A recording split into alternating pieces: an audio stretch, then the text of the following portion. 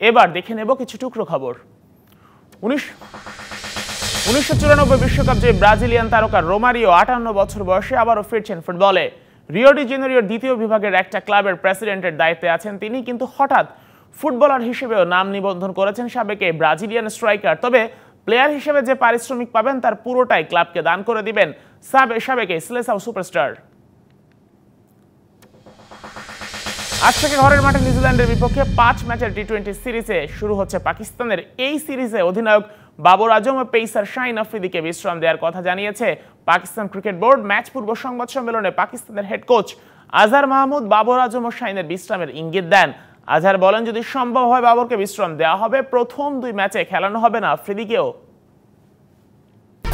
1, 2, 3 ঢাকায় জমি জিতে নিন 100% ক্যাশব্যাক সহ 20 কোটি টাকার পুরস্কার।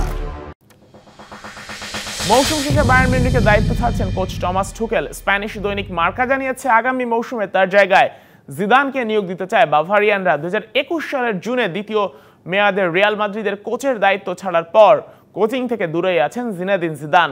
পিএসজি ও ইউভেন্টাসের একাধিক প্রস্তাব ফিরিয়ে দিয়েছেন তিনি। আপাতত ফ্রান্স জাতীয় দলের কোচ হওয়ারও সম্ভাবনা নাই জিদানের, তাই সেই সুযোগটা কাজে লাগিয়ে তার এজেন্টের সঙ্গে আলোচনা শুরু করেছে বায়ার্ন।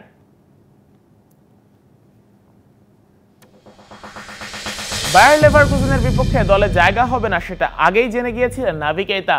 বুন্ডেসলিগায় ম্যাচ জেতায় খেলতে দলের সঙ্গে যাননি ব্রেমেনের এই মিডফিল্ডার। এজন্য তাকে মৌসুমের বাকি ম্যাচগুলোতে নিষিদ্ধ করেছে তার ক্লাব। দলের সঙ্গে ম্যাচ খেলতে না যাওয়া শুধু কেইতাকে নিষিদ্ধই করা হয়নি, করা হয়েছে জরিমানাও। 29 বছর বয়সী গিনির এই ফুটবলার দলের সঙ্গে আর অনুশীলনও করতে পারবেন না।